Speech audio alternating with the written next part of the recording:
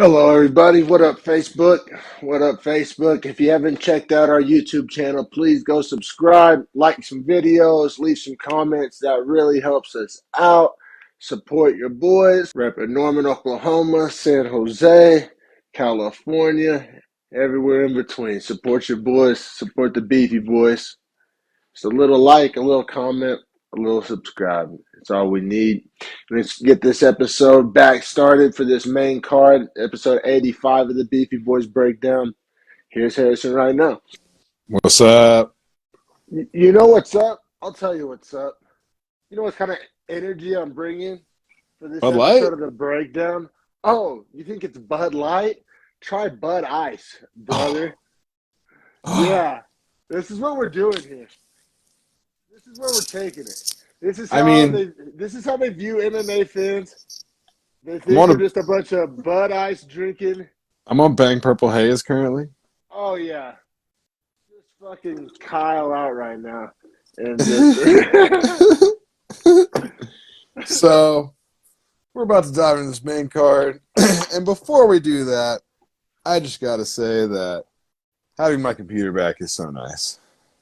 I bet, So bro. nice. I'm about to buy a new one here in a couple of weeks, man. Mine took a shit a couple of weeks ago, and I've been going crazy because it's like everyone's like, oh, you can do anything on your phone that you can do on a computer, but it's just like so much. Like some things are just better done. Well, it's The like I old literally already have the prelims in the editing studio right now, like ready to go. That's fire, bro. You've been killing it with the editing. You notice on our YouTube now we have long form and clips, best of both worlds. And that's all thanks to my man Harrison. So I appreciate it, brother. You've been killing it, man. Yeah, thanks, man. I mean, you did it while my computer was on life support for 4 months, so it's a joint effort for sure. That's what makes us the Beefy Boys. You know what I'm saying? Yeah, no, for sure, man. Fucking the best podcast partner in the world right here, man. But man, this main card was dope. Like this main card was, I mean, it delivered, I think, on all levels. Like I had zero problems with any fight, any card placement. You know, we love to bitch about card placement. Like I thought it was the perfect I card thought, placement. Thought it was the yeah. perfect matchups. I mean, I mean, yeah. Well, honestly, real talk, the Romanov fight, and this is going to be kind of a cold take, but like, it may have made this card worse because I'm saying it might not have been competitive when all these fights were fucking awesome. You know what I'm saying? That's true. That's true. And then I think as well, uh, this card, I didn't have the highest expectations for it. I mean, I was pretty pumped for it because I like some of these matchups. Like I said earlier in the prelim breakdown, for anyone who's watching this YouTube, go check out our prelim breakdown. It'll be probably linked at the end of this. Um, with that being said, man, this card completely exceeded my expectations. So it made the reality of it so delightful. You know what I mean? Yeah, for sure, man. I like Marc Andre Barrios. He's another one of those guys. I like Rafa Garcia. Just I kind of just like him. Marc Andre Barrios, another guy. I think I like him probably more than the average UFC fan likes him. Like I just like his fighting style, and I just like watching him fight.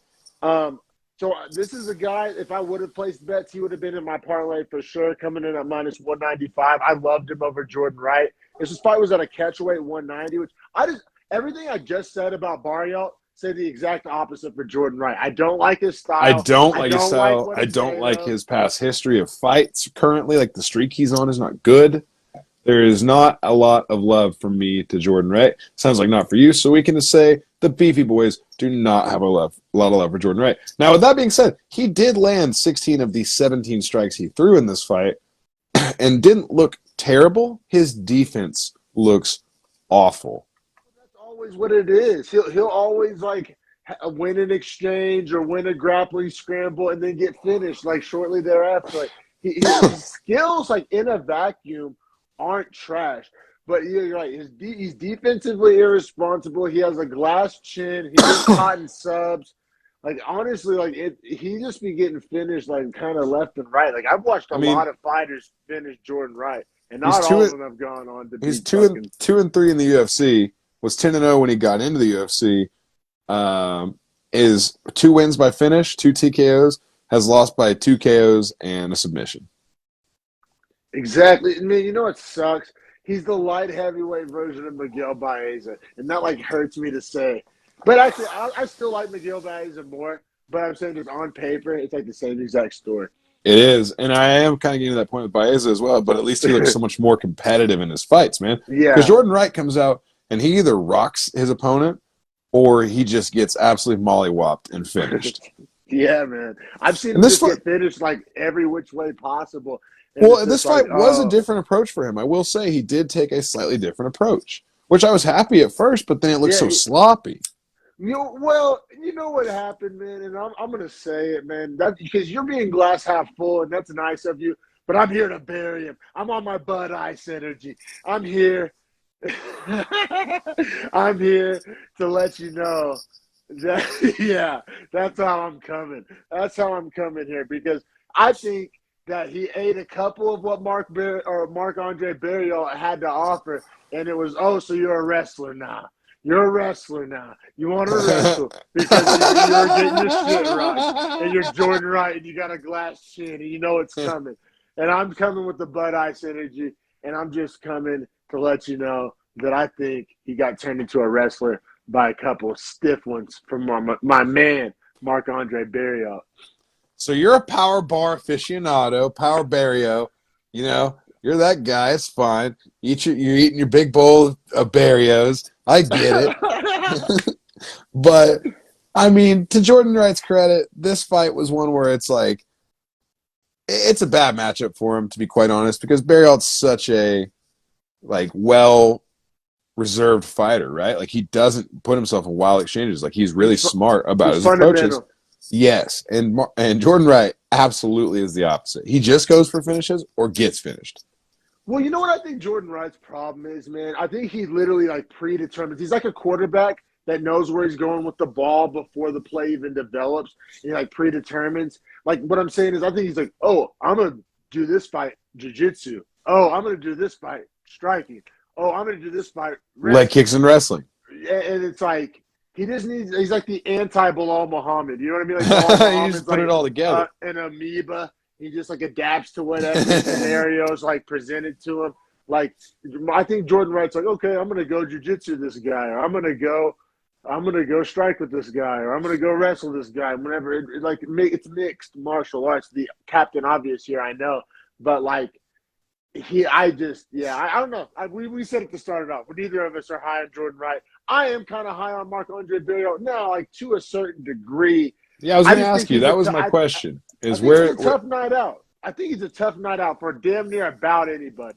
Now, that doesn't mean he can beat anybody. I just think he's a guy, he's going to land his shots. He's going to be kind of hard to hit. It's going to be kind of hard to take down. Now, once you take him down, you can have some success. So I think like a super high-end grappler, bad matchup. But anybody that's going to strike with him is going to have a long night out. And I really feel that way. man? So he's interesting to me, right? Because he lost to Andrew Sanchez his first fight in the UFC, then lost to Krzysztof Jotko by a split decision.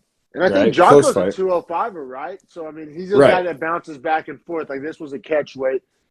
right, and then he lost to the Iron Turtle, which that one's a little suspect. Yeah. And then he has the no contest against Pacoda. So at that point, on a 4-fight contract, he's 0-3-1, right? I know, man. I know. But then I since then, he's 3-1.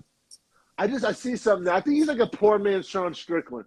That's what I see too. I honestly Do see you that see that exact. like a Yeah, poor man's, like an absolutely. off-brand Sean Strickland, like a Yeah, Canadian Sean literally, Strickland? literally, exactly. Like how South Park is like the same, but just a little different. He's like, Yeah, like a Sean 32-year-old. Kind of struggles to make 185, but can make it. Obviously, I like think he's a has. tweener. I think it kind of sucks that there's not a 195 weight class. I think Yeah, he would be a weight great class would 95er. produce studs if Yeah, they had it. yeah, I agree. Come on, But Khabib, Eagle Fight Club, 195. but yeah, no, I'm with you. I think we can keep it pushing the next one because the next one's great. I don't think this was deserving of a bonus. I don't know how you feel about that. What did we even say how this fight ended? The Mark Oh Andre no, we Barrios gets didn't. the guillotine. Sorry, we just kind of nut rode and shit talked. But anyway, this fight, how that actually took place, he gets the first round sub. It was a guillotine choke. Like we said, Jordan Wright was a wrestler. Took a wrestling approach. He caught him on a sloppy takedown in the guillotine. We've all seen that story. Okay, play clip, roll clip.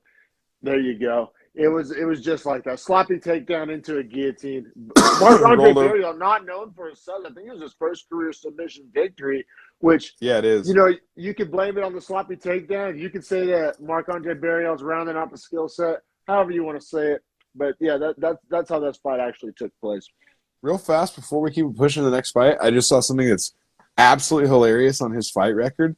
In June of 2017, he fought a guy named Jonathan Valley, who he won by second round TKO retirement. The guy retired Retired mid mid fight. fight. Nope, fuck it. I mean, damn. What? See, that's what I'm saying. He's Man. Yeah. retired a guy.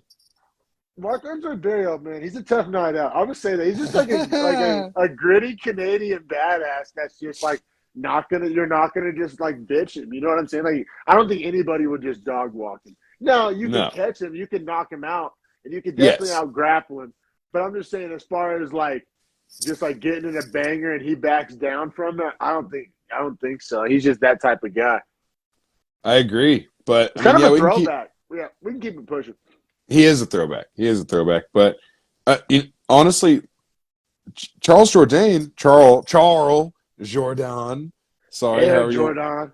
Yeah, however he wants us to say his French name. He's Frenchman. Fighting at featherweight is the minus 120 favorite against Lando Venata, who's dropping down a weight class to my knowledge, Yeah, who's the plus 100 underdog. I thought this was going to favor Venata because people talked about how he's a small 55er, and I think he fights 55ers with fury. So, see, I saw this fight differently, bro. And like, I am kind of a fan of Charles Air Jordan. Like, I think he's a stud. And I viewed this as a guy going up, fighting a guy going down. And what you said is true, but what I said is also true. And it's like, you know what I mean? Like, yeah, you could say new weight class for Venata, but that just proves that he wasn't having success at 55. You know, guys don't usually change weight classes, barring a double champ, unless things aren't going super great. So you know what I'm saying? Like, that's very fair. different lens to view this through. So I'm pretty high on Charles Jourdain, and yeah, fighting at featherweight, and so yeah, so it's like Venata was fighting the scale, and he was fighting a stud, in Jourdain, and but yeah, man, I don't know. I actually would have included Jourdain in a parlay this week if I was going to hit the books. I like the minus 120 in a parlay. Well, that would have been a fire decision, my friend, because as this fight goes down, Venata looked sharp for about 1 minute. And then Jourdain landed a straight counter left that absolutely rocked Venata, got him down to the ground in a wrestling exchange, and caught him in a one-arm guillotine that he ends up locking as a full guillotine, but literally did 90% of the work with just the one arm while fighting the other arm off in like a when I was handcuff. watching it live, I was like, "Oh, babe, that was a one-arm guillotine." Like when I was watching it live, I didn't see the second hand lock in slow mo after the fact. Yeah, it turns to not officially go down as a one-arm guillotine, but goddamn, that's about as close as you get. Yeah, he did all the work, as you said. And I thought, this was probably deserving of a bonus, in my opinion. Yeah, me too. This is the guy who I thought got robbed, and I knew that's where you were going with it, and I fuck with your take, and I agree. That's why I don't think that Grant Hondoshko should have got fight of the night. You should have just given Hondoshko performance of the night, and then you could have gotten Jourdain. You know what I'm saying? His bonus money, because the other two are obvious. Yeah, exactly. The other two are undeniable, obvious for sure, and you know where we're going with it. I got it written down, but so yeah. In this with Charles Jourdain, man, I like him so much. He has a World of Warcraft tattoo on his thigh, which is hilarious. I didn't know that. Yeah, that red thing on the inside of his thigh, it's the Horde symbol. Oh, that's dope. So he's he must well-rounded, man. He can strike. He can grapple. He's athletic. He's a dog. I like. I just feel like he just never will be in that upper echelon of guys. Oh, see, I can push back through. Bring up the back end of the rankings, featherweight. Okay, let's have some fun here. So featherweight right now we have Sadiq Youssef, Edson Barboza, Movsar Evloev, Oh yeah, he Shane called Burgos. out Barboza. So I think he's smart. He did his homework. And I love how he didn't say a ranking. He said a name. He called out Barboza. You said he's at 14. I love it. I think that's a good fight. I think he could win that fight. Barboza's at 12. But, 12. Even that's cool. Yeah, I think that's fair. Yeah, I mean, I guess, man, it's just like he just doesn't have the most impressive, like, fights and wins in the UFC. You know, like lost his debut to Desmond Green in a unanimous decision. Then he KO'd Doo Ho Choi, which I will give him that one. That one's good. That's a good win. Lost a split decision to Andre Fili. So That's tough. tough. Has a draw after that against Josh Culibao. So even closer to a win, but still not a win, which is hilarious. Then KO's Marcelo Rojo. I like that one. Then gets submitted by Julian Erosa. Then beats Andre See, but I Ewell. respect the fuck out of Julian Erosa. And I will say when he beat Andre Ewell, he beat the shit out of Andre Ewell because I Yeah, he remember that did. fight. Yeah. And now as a sub over Venata. So I guess he is tracking upwards. He's tracking upward and he's young, right? So I think it's like that 26. early kind of like, you think about it, he was probably 23 when he was going to the split decisions and shit. And so I Yeah, think it's true. just like, I think that was octagon cage time. I think that's like that calluses him up a little bit. I think those are like good early things to go through for a guy. You know what I mean? And I know that's like the ultimate glass half full way of looking at that. I'm acknowledging that. That's a pro Jourdain lens. But like, I honestly think that's how this story is going to go down. That early shit, he kind of got out of the way early. He learned from it. He built on it. He got the octagon time. Fought some tough guys. You know, I feel you. It's not the perfect record on paper. I don't know. I like the kid. Yeah, and he has enough fights now. Like he's obviously fought shit. What is that? 9 times or whatever it is in the UFC. So came Yeah, up pretty much in the UFC. Not the spring chicken anymore. So now it's kind of time for him to start making that run. Is like 26 is I think the right age to start that run, and it kind of looks like maybe he's on that. Is a name to launch the run. That's what I'm saying. Like what you said. I think the UFC sees it like you do. You know what I mean? Yeah, man. And they like to build these guys. Young, hot featherweights, not a ton of them. High-end featherweights, you got a million of them, but lower He has an end, entertaining fight style as well, and I think he does. possesses the well-roundedness to be in that conversation, which we always talk about. 45-35, you have to have every skill set. And like I said, I like the Barbosa fight because then we know. And it's cool because it either lets Barbosa hang around and extend his career. Obviously, he has pretty good power, too, because Venata's eating shots from 55ers like Tony Ferguson and stuff and not really been put out the same way. Yeah, and also, man, as Chael says, man, you leave something in there every time. So, I mean, Venata's had a lot of wars. Venata's been around a long time. I hate to. Yeah, I mean, him and Fiziev, him and Ferguson, him and Bobby Green, like he's fought a who's who of 55ers. That's what I'm saying, bro. And much respect. But I'm saying, like, that doesn't come for free. You know what I mean? Like, that doesn't come. Yeah. As you age, that shit like comes to like reap what you sow. You know what I mean? Like it catches up with you later on in your career, which I think now is later on in your career. Yeah, I agree. He's getting older. He's kind of getting on. I think the UFC is kind of getting ready to cut Venata or separate with him if he can't get another. If he gets another 45er and loses, they'll cut him. Yeah, for sure, man. And but yeah, we keep it pushing, man. Speaking of just like young fighters with upward trajectories. I think Macy, the future barber, you know what I mean? Falls in that 23-year-old. 23. I think the youngest woman, is that what they said? I think believe the youngest that's correct. woman in the UFC. Super young fighter. I mean, and talk about impressive resume. She's already found her way up to number 14.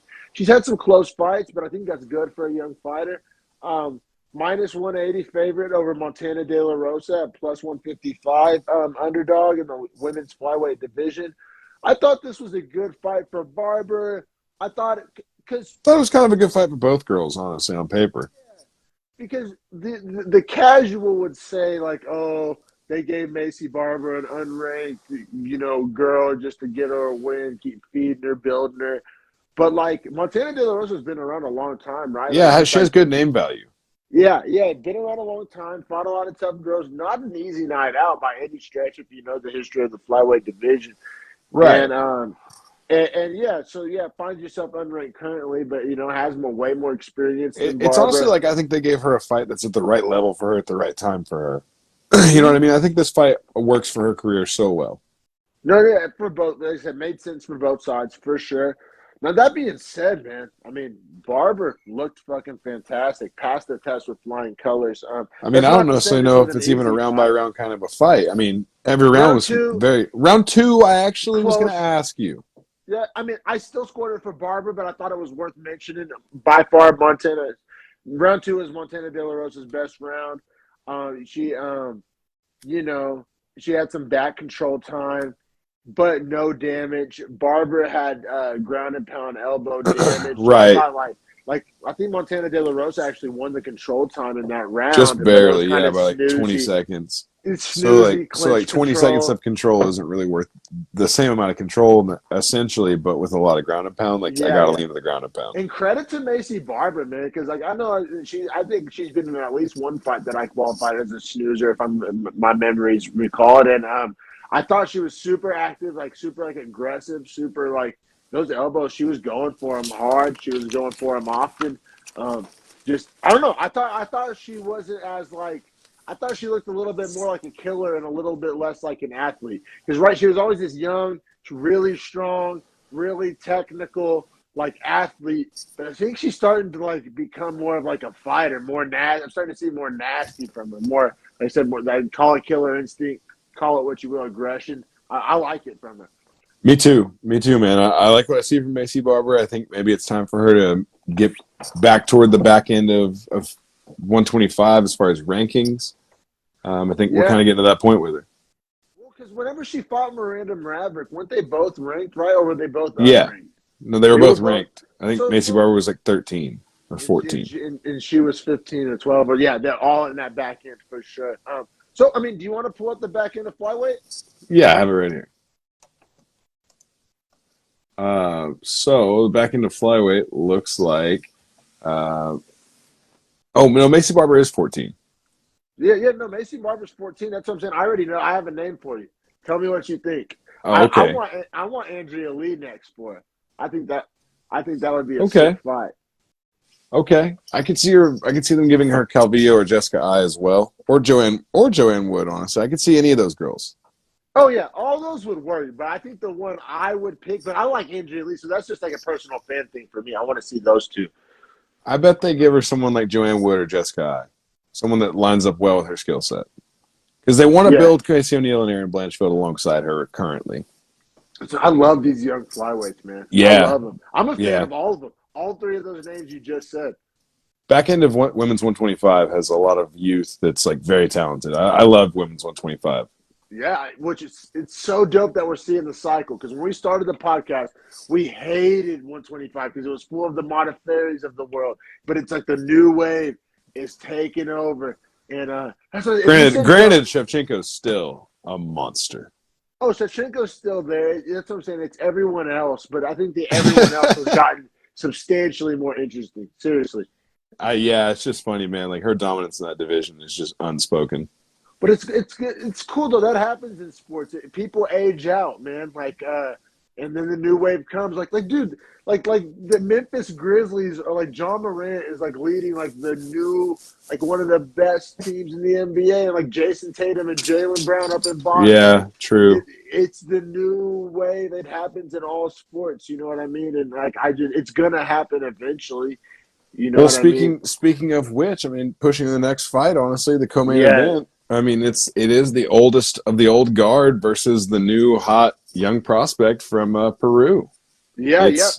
It's it's Go Clay ahead. Guida at plus 105 versus Claudio Puelles at minus 125. And like Puelles, I thought everything about this fight went so great for him, including the post fight, everything. Like I thought it was fantastic on his part. Yeah, you know where Clay Guida fucked up, man, is he cut his hair. He went with the undercut. You know what I mean? He fucked it. He had a good thing going with the Clay Guida signature hair. He fucked up the juju, man. He was on the street coming in this one.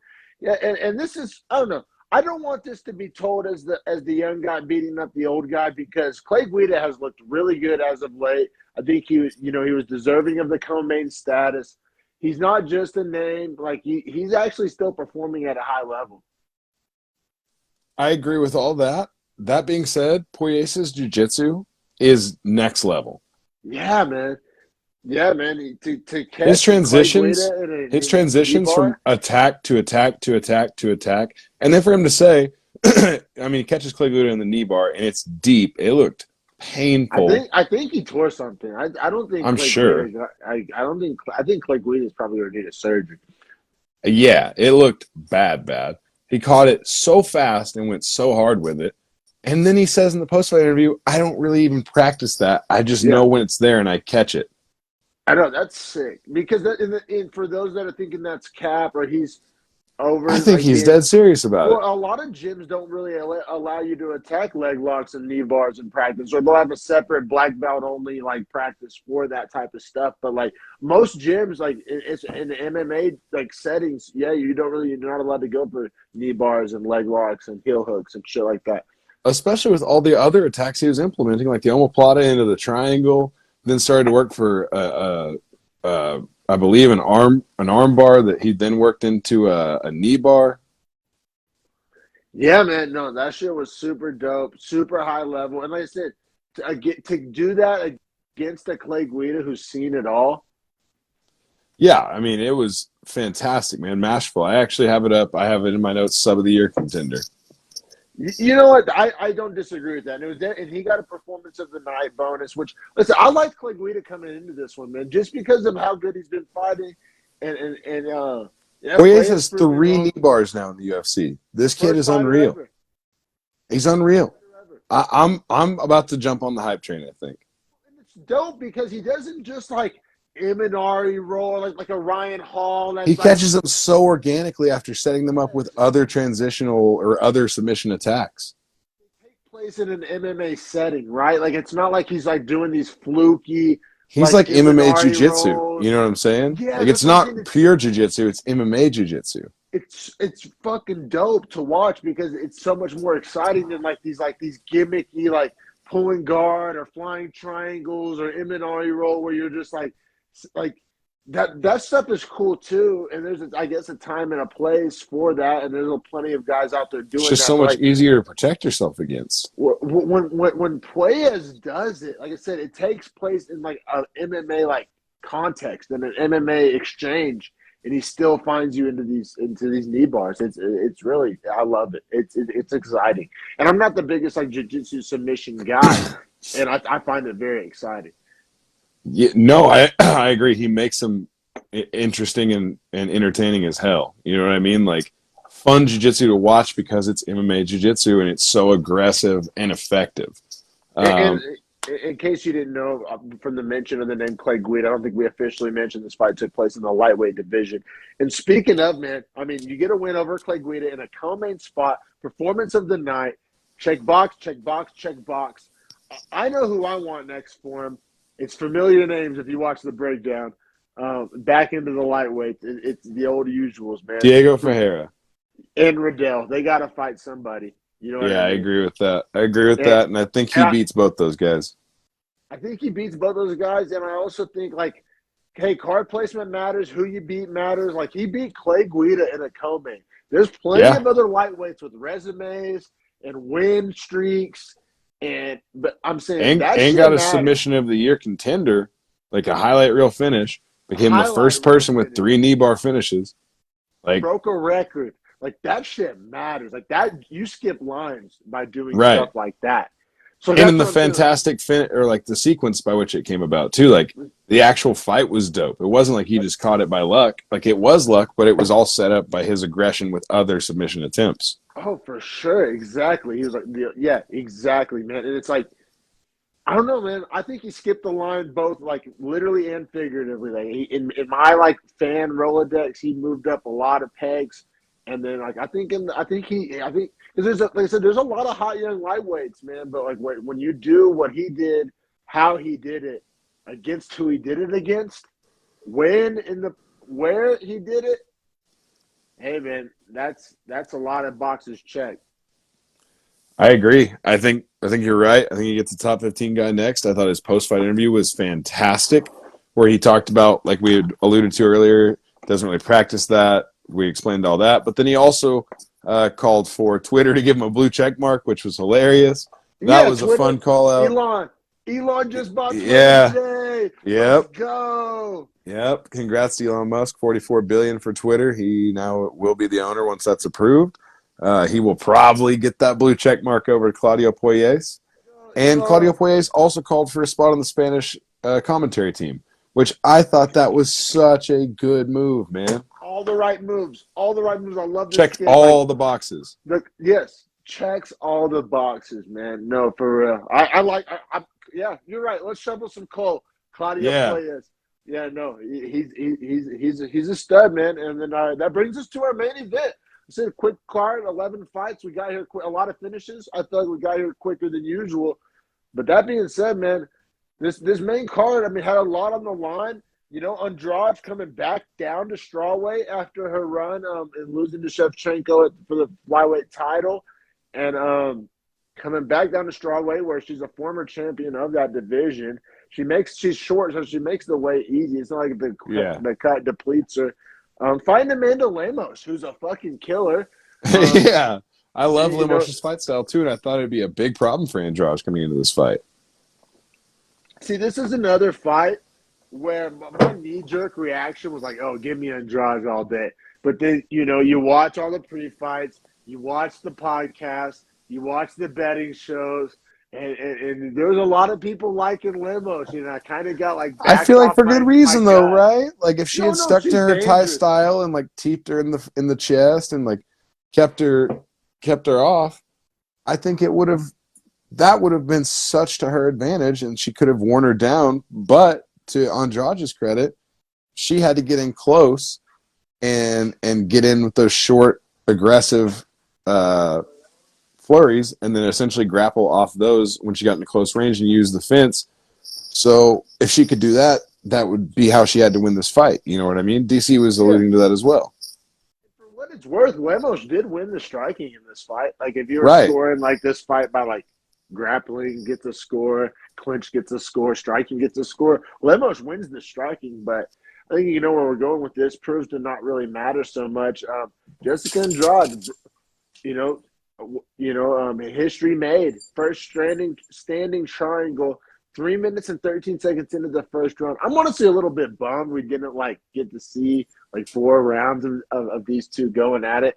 Me But I too. mean, But what a crazy catch. You know what I mean? Like yes, how it strong is was her squeeze? so tight. Oh my god, that was nuts. I think the short arms might even help in that scenario. Leverage. Dude, Yeah. it was nuts. It was almost like some kind of machine.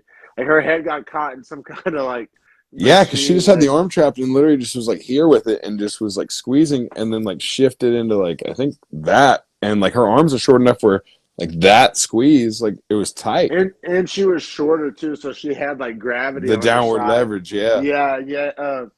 No, man, it was fucking nasty. I mean, whenever I saw it happening, I was just like, oh shit. I was like, that's in. That's in. I was like yelling at my TV. I was like, that's in. But there was like, it was standing. I was like, what's about to happen here? I was like, that's in. Like, that's in. And then like Keith Peterson steps in, stops the fight, and then Lemos drops like a fucking sack of potatoes. Yeah, and it's just looking dazed and then just like is like wiping her hair over, just like sheesh. Like she clearly was that close to going out. Got saved at Man, the exact right time. strawweight is fucking fun right now, man, because Draj is back. Oh, I mean, right now, is booked against Wei Lee, right? I think that's officially. yeah, they got booked. announced. Yeah, UFC Yeah, 275. so Joanna's back in the picture finally. After you know what I mean. Yeah, Rose fights what next? Next pay per view, Rose fights. yeah, in 2 weeks, May 7th. Strawweight's popping. I'm here. Right. I love some strawweights. And then you just had Mackenzie Dern call it Yan Xiaonan. We broke all that down Mackenzie recently. Dern coming off a big win. She's super relevant in the division for sure. Marina Rodriguez, Nina Ansaroff's there. Tisha Torres is still there, just coming off that loss, which might be a good name next Marina for Rodriguez Andrade. is the main eventer. Right. She just lost to Dern, right? That's who Dern beat, right? Am I tripping? No, Rodriguez had beaten Dern. Dern just beat Oh, Tisha Torres. Right. That's right. Okay, yeah. So. But then Rodriguez lost to Esparza. Yeah, she got put out by Esparza. And that's how Esparza now has the title shot against Rose. Oh man, what a dope like just interweaving like organic storyline of all these girls crossing each other's paths. You know what I mean? Yeah, and then I mean the back end is where you get a little watered down, but are only around number 13 and 12, right? Like then you have Michelle Waterson at 9, Amanda Hebos at 8, You have Verna Yandihoba at 11, Angela Hill at 12, Jessica Hey, I Penne like at watching 13. all those girls fight, though. Like, from a fan perspective, I like watching all those girls fight. And then you have Brianna Fortino and Luana Pinheiro. Those are the two And I'm. you still got Lemos. Like, she doesn't just vanish in it. She's at 10, you know what I mean? Yeah, Probably true. drops to 11 or whatever, but still, you know what I mean? She beats a lot of those girls you just listed. You know Yeah, what I mean? strawweight and flyweight are very fun right now. Seriously, it is crazy because when we started the podcast, it was all about bantamweight. Bantamweight was Yeah, popping, and every other women's division was kind of lacking. And now it's kind of come full circle. right. Bantamweight's Yeah, like probably my bantamweight's least favorite. struggling. I Yeah, mean, it's like featherweight, we it's don't even got to talk about it because it's like a that's a division of life boat. support. Yeah, exactly. But yeah, bantamweight in the slump right now. Yeah, Um, bantamweight's a big slump right now. Man, all right. So we talked about this card before I let you go. Before we keep it pushing, I got to ask a little bit about next week, man. Because I'm like legitimately asking because my brain does not know how to comprehend Rob Font versus Cheeto Vera. Like my brain doesn't even like because like when I first saw it, my knee jerk was like, oh, give me Rob Font all day. Vegas has the money line pretty goddamn close. I think it's in the ones. It's minus Um, 130 to plus 110 right now. Rob that's what Font I'm favored. saying. That's razor thin. So it made me once again. I like Cheeto. You like Cheeto, okay? So that's what I'm saying, man. Like that's an interesting one. That's a weird one, right? Like each guy, they're both kind of strikers, right? Like I Cheeto's gonna think, throw the kicks. yeah, and he has a switch stance, so I think he's gonna eat Rob Font's boxing up with leg kicks, and then go southpaw to orthodox to lead leg, so keep more distance. And then I also think he's a better grappler. You're probably right on others. I think Rob Font's bigger though, like stronger, better athlete. I think that counts for something. They're both 5'8", and Rob Font only has a 1 inch reach. I know, but just look at those guys. Like Rob Font is, I think, more physically impressive in my opinion. I'd say I mean, so too. I'd say so too. like the whole getting off the bus test. And proving Like he's getting tough. Like I don't think it's gonna be a KO finish. I think it's gonna be either a decision or a sub from Marlon Vera. Ooh, that'd be But in interesting the to main look at those event, be props. tough. I don't know about that. I'd like Rob Font Five in the rounds, in the right? 5 round. Yeah, Yeah, fourth and fifth round. I kind of like Rob Font. me too. So a lot to be seen on that. I'm not really sure on that. You also have My brain like fucking fizzled out. Like I was like, it was like does not compute. Like I've been trying to think about that because from a betting perspective, and I can't. I'm going to war with myself. Like I said, I might end up maybe like betting like goes to decision or some cop out bet that like doesn't really pick a side. and they added Romanov and Sherman back to this card as well. That's officially listed now on ESPN. That's a good parlay builder for sure. Yeah, and no I feel fight like is. next week's a more bettable card. Yeah, no one's higher than minus 270 on the odds. There's not one bigger than that, other than Any probably other what Romanov will be. fights worth mentioning? Any Yeah, I fights mean, jumping off? Andre Arlovsky, Jake Collier. That's gonna be a funny one because Jake I like Collier used to. Arlovsky all day. Yeah, Collier used to fight welterweight, and now move up to heavyweight. Like that's the one we always talk about. It's just lazy. I like Arlovsky all day. And now, what's Arlovsky getting at that? What's the number? Minus 130. Oh, I love that. I love that. And then you have Christoph Yotko and Gerald Meerschaert. Meerschaert's plus 145. And I don't know how then to feel about that one. I kind of don't care. Jared Gordon and Grant Dawson. Grant Dawson 17-1-1 is the minus 160 favorite. Yeah, I don't really, Jared Gordon's pretty middle of the road. I Right? like Grant Dawson and Arlovsky in a parlay right there. With Romanov to just add Yeah, a little easy money juice on there. maybe just get Romanov by finish. You know what I'm saying? Get that in there and eat a little juicier. You want me to see what Romanov by finish is? Yeah, I mean, I bet it's still like minus 200 or some. I mean, he's like what minus 600 or some shit. Let's see. Best fight odds. Beefy See if bet they have them breakdown. listed. Nevada boy. See if they have them listed.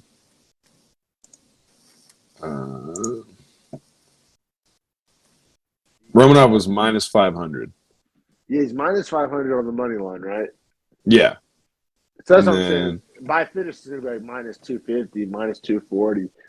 Yeah, maybe even minus 300 if they're rude about it. Oh, here we go.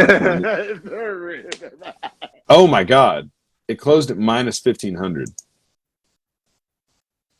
I was reading what it opened at. It closed at minus 1,500 before they scrapped it.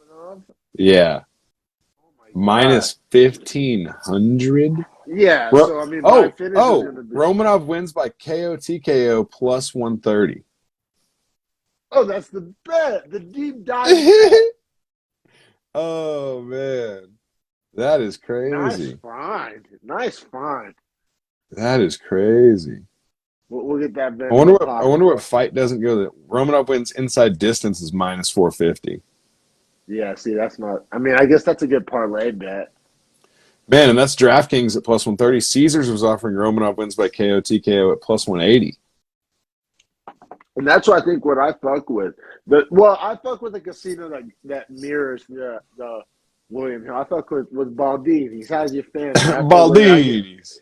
hey, Well, it but is Caesars William Hill. Like that is the betting book. So like you would have got it at plus 180.